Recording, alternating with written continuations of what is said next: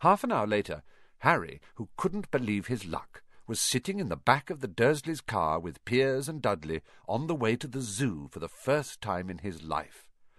His aunt and uncle hadn't been able to think of anything else to do with him, but before they'd left, Uncle Vernon had taken Harry aside.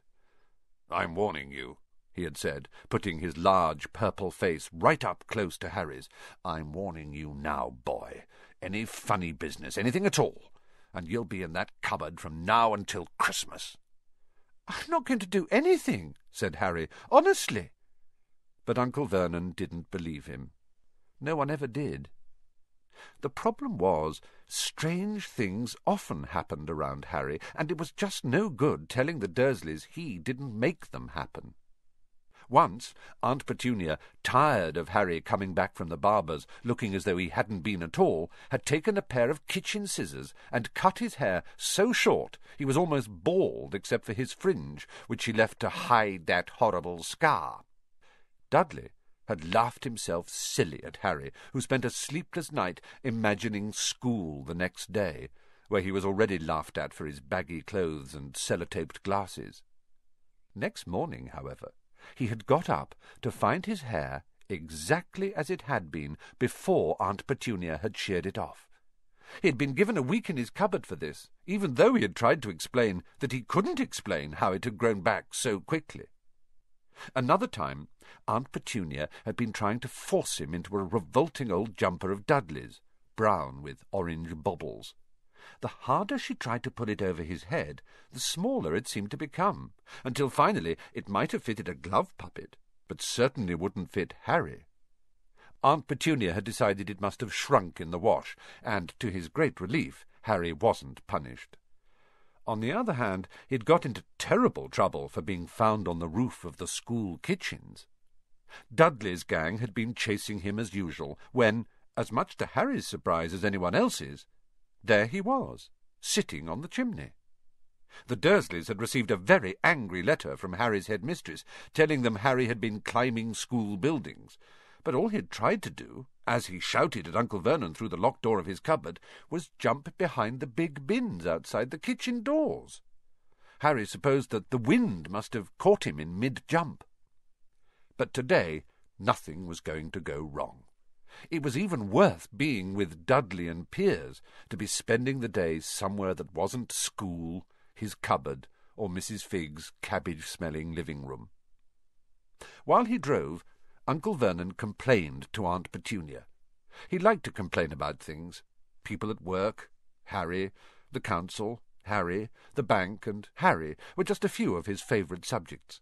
This morning it was motorbikes. "Roaring along like maniacs, the young hoodlums," he said, as a motorbike overtook them. "I had a dream about a motorbike," said Harry, remembering suddenly. "It was flying." Uncle Vernon nearly crashed into the car in front.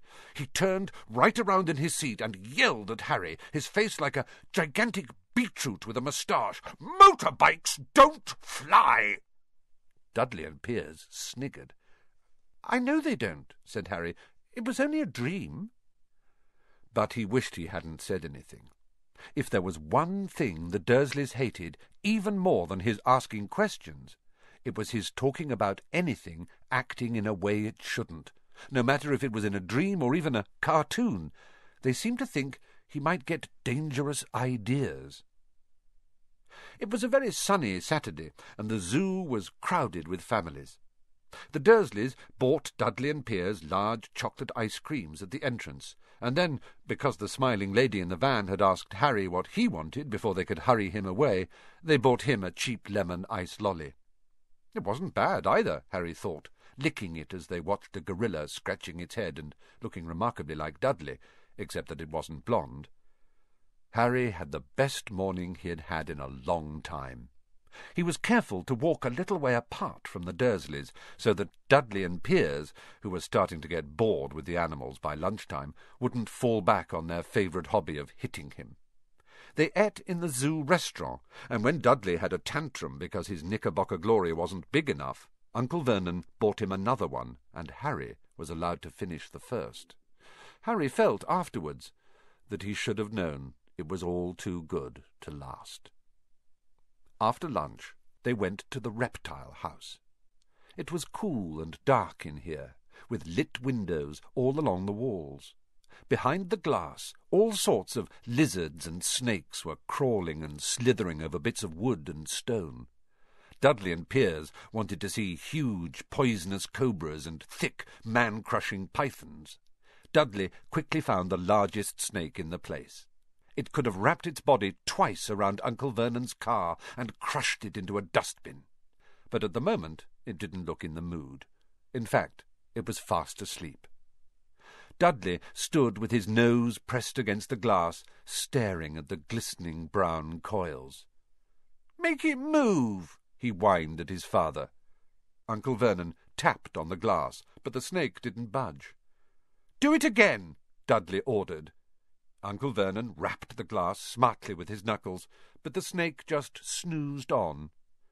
"This is boring," Dudley moaned. He shuffled away. Harry moved in front of the tank and looked intently at the snake. He wouldn't have been surprised if it had died of boredom itself. No company except stupid people drumming their fingers on the glass, trying to disturb it all day long. It was worse than having a cupboard as a bedroom, where the only visitor was Aunt Petunia, hammering on the door to wake you up. At least he got to visit the rest of the house. The snake suddenly opened its beady eyes. Slowly, very slowly, it raised its head until its eyes were on a level with Harry's. It winked. Harry stared. Then he looked quickly around to see if anyone was watching. They weren't. He looked back at the snake and winked too. The snake jerked its head towards Uncle Vernon and Dudley, then raised its eyes to the ceiling. It gave Harry a look that said quite plainly, "I get that all the time." "I know," Harry murmured through the glass, though he wasn't sure the snake could hear him. "It must be really annoying." The snake nodded vigorously. "Where do you come from, anyway?" Harry asked. The snake jabbed its tail at the little sign next to the glass. Harry peered at it. Boa constrictor, Brazil. Was it nice there? The boa constrictor jabbed its tail at the sign again, and Harry read on. This specimen was bred in the zoo. "Oh, I see. So you've never been to Brazil?" As the snake shook its head, a deafening shout behind Harry made both of them jump. "Dudley! Mr. Dursley! Come and look at this snake! You won't believe what it's doing!" Dudley came waddling towards them as fast as he could.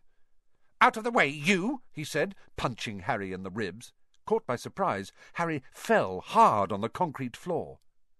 What came next happened so fast, no one saw how it happened.